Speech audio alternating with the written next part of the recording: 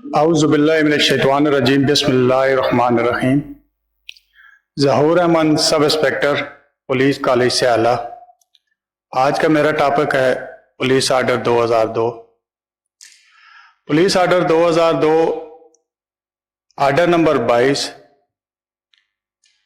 اس وقت کے chief executive اسلامی جمہوریہ پاکستان نے پورے ملک میں بیک وقت نافذ کیا۔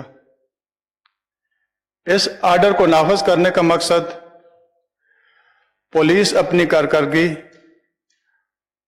ذمہ داریاں آئین اور قانون کے مطابق سر انجام دے اور اپنی کارکردگی عوام کے سامنے رکھے۔ پولیس آرڈر 2002 14 اکتوبر 1999 کی ایمرجنسی کو سامنے رکھتے ہوئے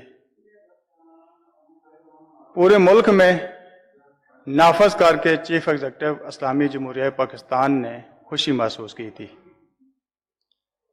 پولیس آرڈر 2002 میں کل آرٹیکل 187 ہے جو ہم پولیس کورس یعنی advance course, upper class course, probationer course, intermediate course, lower class course اور رنگروٹس کورس کو نہایت ہی اعلیٰ لا انسٹرکٹر کے ذریعے لیکچر دیتے ہیں اور انہیں سمجھاتے ہیں اور وہ کورس مکمل کر کے پولیس آرڈر 2002 میں اپنے ضلعوں میں جا کر اس پہ عمل درآمد کرتے ہیں۔ پولیس آرڈر 2002 میں 187 آرٹیکل میں سے کچھ آرٹیکلز کا ہم آپ کے سامنے ان کی تشریح کر دیتے ہیں۔ آرٹیکل نمبر 2 تعریفات، اس میں مختلف تعریفات ہیں جیسا کہ صوبائی police officer, capital police officer اور سٹی پولیس آفیسر اور ڈسٹرکٹ پولیس آفیسر۔ تو سب سے پہلے صوبائی پولیس آفیسر، جس کو ہم اپنی زبان میں آئی جی صاحب کہتے ہیں، ان کا عہدہ انسپکٹر جنرل آف پولیس کا ہوتا ہے جو آرٹیکل نمبر 11 کے تحت ان کا تقرر کیا جاتا ہے۔ اس کے بعد capital police officer, capital police officer additional inspector general کے عہدے کے ہوتے ہیں اور ان کا بھی آرٹیکل 11 کے تحت تقرر کیا جاتا ہے۔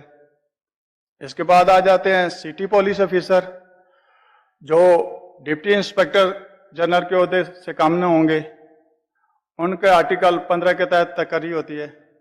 اس کے بعد ڈسٹرکٹ پولیس آفیسر جو سینئر سپرنٹینڈنٹ آف پولیس کے عہدے کے ہوتے ہیں، ان کا تقرر آرٹیکل 15 کے تحت کیا جاتا ہے۔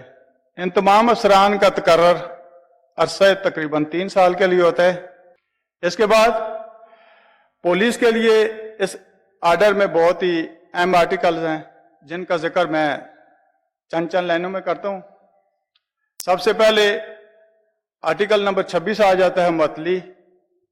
تو پولیس افسر کسی بھی بدعنوانی کی وجہ سے معطل کیا جا سکتا ہے جس کا عرصہ تقریباً 60 دن ہوتا ہے اور معطل شدہ افسران برطرف نہیں ہوتا، اس کے اختیارات، اس کے فرائض محدود کر دیے جاتے ہیں اور وہ حاضر رہتا ہے۔